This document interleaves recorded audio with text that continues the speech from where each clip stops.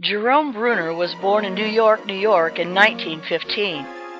Bruner's father, a watch manufacturer, died when Bruner was 12 years old. Bruner studied at Duke and then at Harvard, where he received his doctorate in psychology in 1941. From 1960 to 1972, he directed the University Center for Cognitive Studies. He left Harvard to become professor of experimental psychology at the University of Oxford from 1972 to 1980. He then became concurrently a professor at the New School for Social Research in New York City and a fellow at the New York Institute for the Humanities, New York University.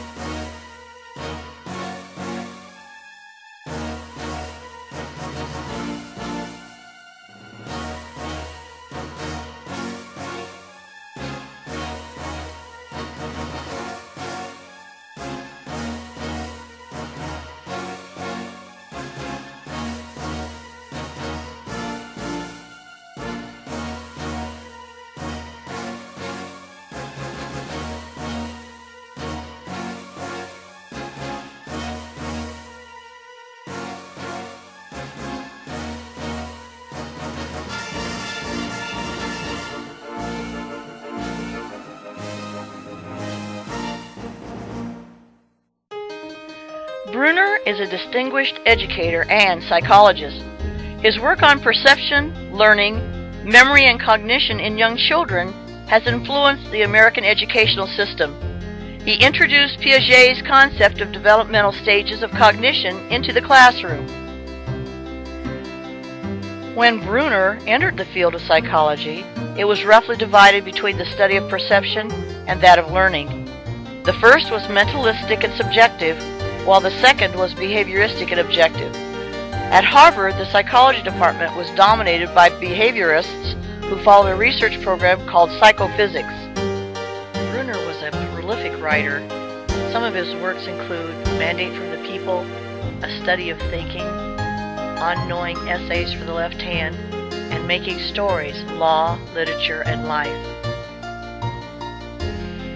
According to Britannica.com, after World War II, countries like Russia and China were surpassing America in testing results, college graduates, and economical growth. Returning veterans wanted their children to get the best education possible. Old standards of teaching became archaic, and new theories were needed to help raise the standards of education in America. Technology produced the television, movie cameras, and projectors that were affordable for the home and school. For more than half a century, Bruner has insisted on the place of meaning in any psychological study of human activity and the human psyche. This fundamentally interpretive perspective is at the heart of the cognitive revolution that he played a pivotal part in mounting in the late 1950s. His story of what inspired such a revolution is that psychology during this period was dominated by a behaviorism built on a stimulus-response theory of human action. This meaning-centered psychology Bruner and his colleagues proposed was meant as a counter to this reductionist framework, according to Raylan. Cognitive theories in the 1960s were quite fragmented. There was no center and there was a lack of cohesion. The theories were full of rhetoric and became unexportable. John B. Watson was the first American psychologist to use Pavlov's ideas. Like Thorndike, he was originally involved in animal research, but later became involved in the study of human behavior. Watson believed that humans are born with a few reflexes and the emotional reactions of love and rage. All other behavior is established through stimulus-response associations through conditioning.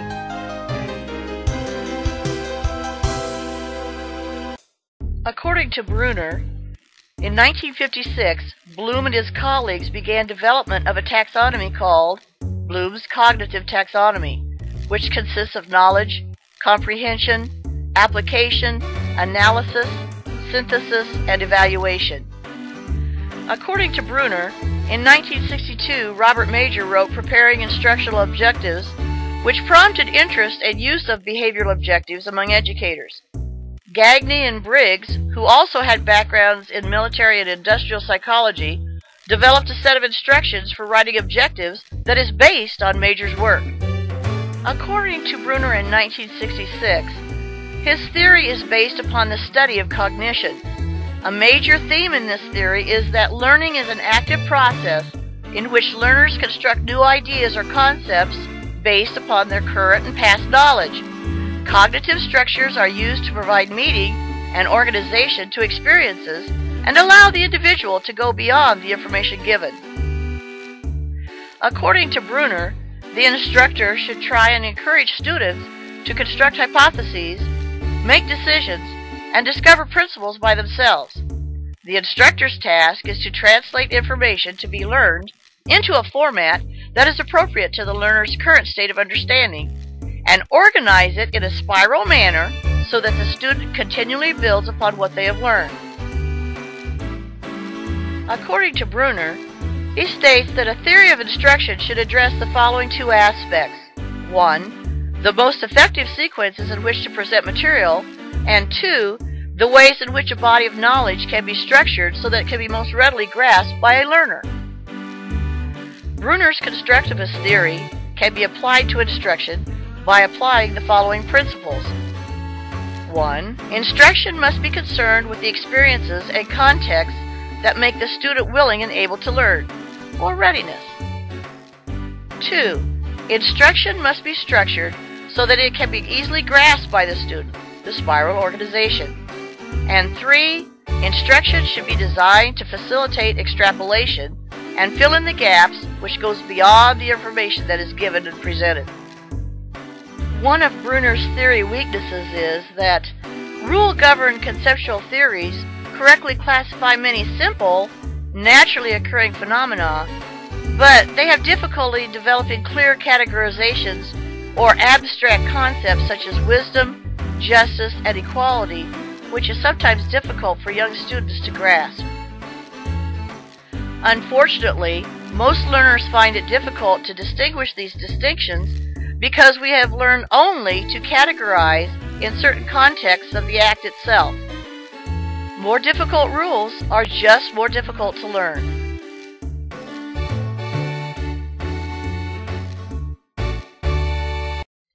According to Bruner in 1985, a psychologist cannot alone construct a theory of how to assist cognitive development and cannot alone learn how to enrich and amplify the powers of a growing human mind. The task belongs to the whole intellectual community. Some strengths of Bruner's theory are that most individuals quickly formulate hypotheses about relevant attributes and choose stimuli accordingly. Many individuals adopt the conservative focusing strategy, the focus gambling, or the scanning strategy suggested by Weltman. According to Bruni and Schra, individuals solve concept identification problems by trying to discover the rules relating to the concept attributes.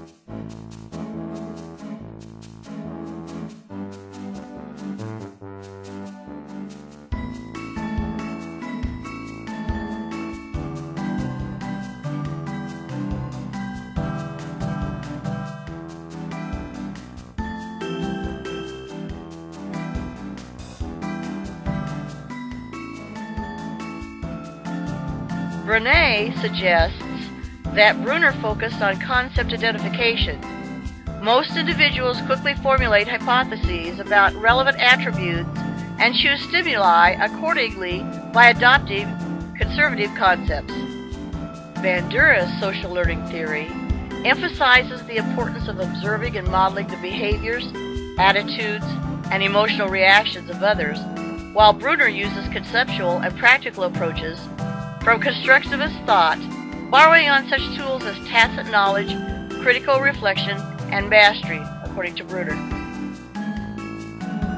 In comparing Bruner to Bandura, Bandura's underlying observational learning processes are attention, retention, including cognitive organization and motor rehearsal, motor reproduction, including physical capabilities, self-observation of reproduction, and accuracy of feedback, motivation, including external and self-reinforcement, and observer characteristics such as sensory capacities, arousal level, perceptual set, and past reinforcement.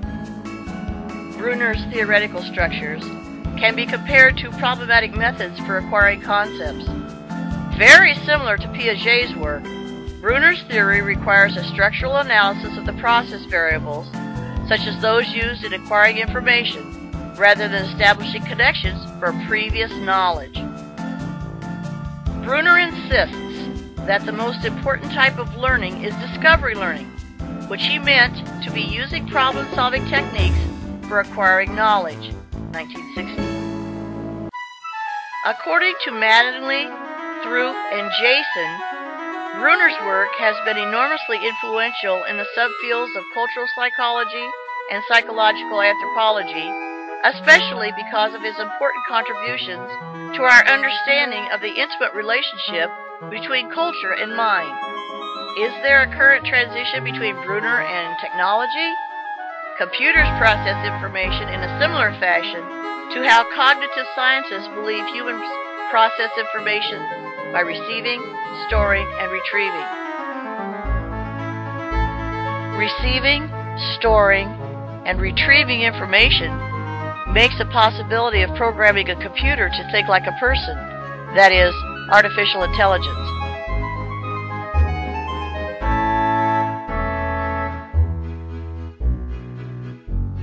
Bruner emphasized 4 characteristics of effective instruction which emerged from his theoretical constructs, the first 3 of which can be associated with computer-based instruction and instructional technology. Personalized instruction should relate to learners' predisposition and facilitate interest toward learning. Content structure, content should be structured so that it can be most easily grasped by the learner. And sequencing. Sequencing is an important aspect for the presentation of material. In applying the theory application to teaching past, present, and future, I would hope that I could adapt many ideas of the cognitive theorists to my teaching, which I think I have in the past plus 35 years. There isn't just one theory, though, that can be used to teach every new concept, skill, and idea. However, Bruner provides the most positive guide for my work with elementary children. I also followed his precept in my past teaching that Bruner suggested that children should be taught to use language to communicate in their educational process, which if you teach in an elementary school, you know this is true. I would like to help my students try to discover the rules that relate to the concept attributes of music and technology. I think Bruner's style will help my students memorize chords, fingerings, and how to justify the dynamics.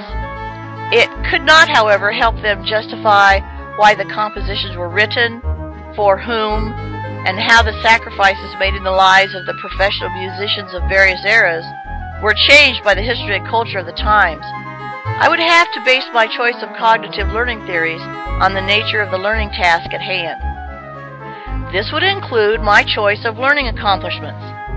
If I could make sure that the students retained what I was teaching, if the learning situation was student-owned and real-world, and if the learning task was general or if it was specific.